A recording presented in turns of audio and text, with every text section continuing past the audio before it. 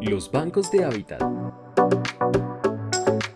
Todas las empresas desarrollan actividades que generan impactos en el medio ambiente, algunas en menor medida y otras en mayor medida. Hay actividades que generan impactos que son inevitables, por más que se trate de prevenir, mitigar o corregir. A esto lo llamamos impacto residual y son los impactos que deben ser compensados. Por otro lado, hay actividades que necesitan captar o tomar aguas superficiales o subterráneas directamente de la fuente, un río, quebrada o pozo profundo, es decir, que no la compran a una empresa de acueducto. Por ello, están obligados a invertir el 1% del valor de su proyecto en el cuidado y mantenimiento de la cuenca hidrográfica, área que aporta o recoge agua a esa fuente natural. Entonces, la compensación de impactos residuales y la inversión forzosa de no menos del 1% por captación de aguas podemos llamarlos obligaciones ambientales. Pero, detengámonos un momento, estas empresas deben cumplir con sus obligaciones ambientales de alguna manera. En Colombia hay entidades del Estado encargadas de regular la operación de estas empresas a través de la evaluación, seguimiento a licencias, permisos y trámites ambientales. Son las Corporaciones Autónomas Regionales, CAR, y la Autoridad Nacional de Licencias Ambientales, ANLA. A estas entidades se les conoce como Autoridad Ambiental. Por años, las empresas han cumplido con sus obligaciones ambientales de manera tradicional, mediante acuerdos y contratos con propietarios de predios que deciden aportar a la recuperación del medio ambiente y que sin recibir ningún pago destinan área de sus fincas para que se lleve a cabo el cumplimiento de estas obligaciones. En conclusión, estas personas propietarias de predios han contribuido de manera voluntaria al beneficio de todos y además han permitido a las empresas cumplir con la naturaleza y con las autoridades ambientales. Este proceso se conoce como mecanismos tradicionales. Pese a que existen propietarios de predios de buen corazón y con voluntad inmensa que destinan áreas para cumplir con las obligaciones ambientales, este se ha convertido en un proceso de dificultades complejas que a veces pareciera ocasionar más problemáticas que soluciones, en términos ambientales, sociales y económicos, como por ejemplo, las compensaciones se realizan en predios aislados ocasionando altos costos transaccionales. Estos esfuerzos individualizados repercuten en resultados ambientales dispersos o aislados de poco o nulo impacto. Los beneficios ambientales logrados no perduran en el tiempo por diversas razones. El propietario del predio en algunas ocasiones se ve obligado a intervenir el área que destinó. Los trámites y oficialización que requiere pueden durar varios meses generando que el predio destinado cambie sus características iniciales, impidiendo finalmente desarrollar la compensación.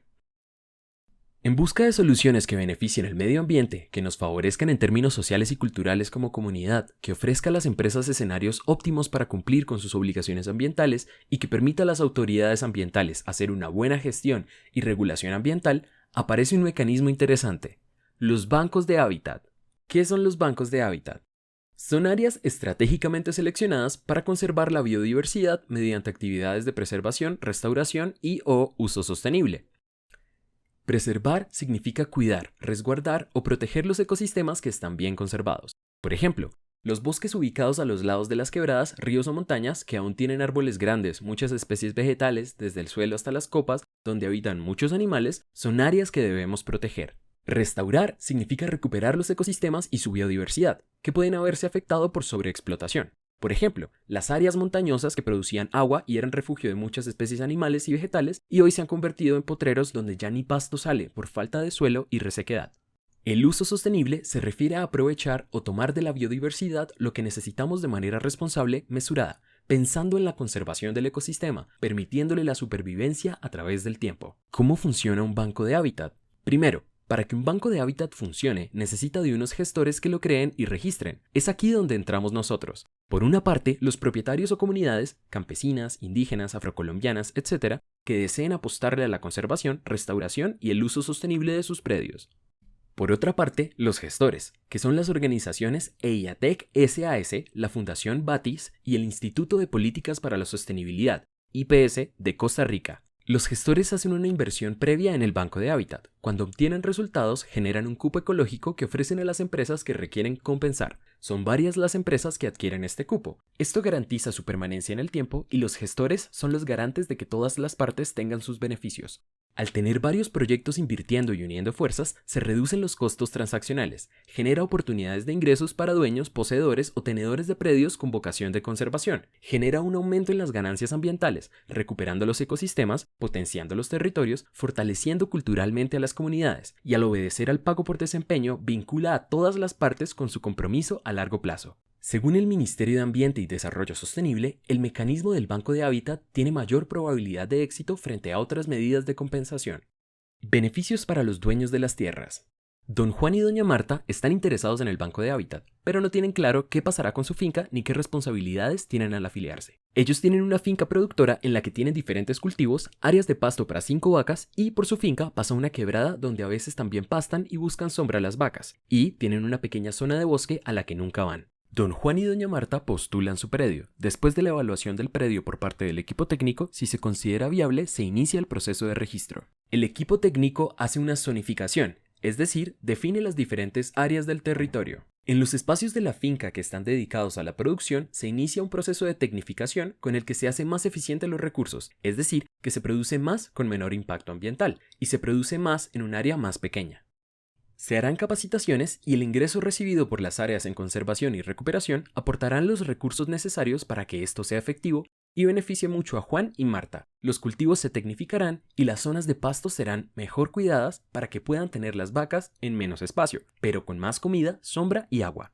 Las zonas de fragilidad ambiental deberán restaurarse. Al lado de la quebrada se deberán sembrar árboles y dedicarse a la conservación, como dice la ley, y será posible porque ni las vacas ni los cultivos necesitarán ahora este espacio extra. En las áreas de la finca que tienen bosques se generarán acciones de preservación con el fin de aprovechar los servicios ecosistémicos que no afecten la biodiversidad. Los animales que habitan estos ecosistemas lo apreciarán y se reducirá el riesgo de extinción de algunas especies. Juan está contento con la producción de su finca y las capacitaciones que ha recibido, pero se siente inseguro porque le han dicho que estos proyectos empiezan pero no tienen continuidad. No te preocupes, Juan. Con los mecanismos tradicionales podía pasar esto, pero con los bancos de hábitat firmamos un contrato entre los propietarios del predio y nosotros los gestores del banco que garantiza la continuidad, y la finca tendrá acompañamiento para el desarrollo de las acciones de conservación durante 20 o 30 años. Este contrato asegura a las partes el cumplimiento de lo acordado, aun si el predio llega a cambiar de dueño. Como responsables y gestores del Banco de Hábitat, junto con la comunidad y propietarios aliados, tenemos el gran reto de generar espacios para la ejecución de obligaciones ambientales, compensaciones e inversiones forzosas de no menos del 1%, con respaldo técnico, seguridad jurídica y financiera, que posibiliten el desarrollo de actividades de restauración, rehabilitación, recuperación y conservación de ecosistemas sostenibles en el tiempo. Si usted o su comunidad tienen un predio o área que consideren tienen características ambientales favorables, pueden comunicarse con nosotros.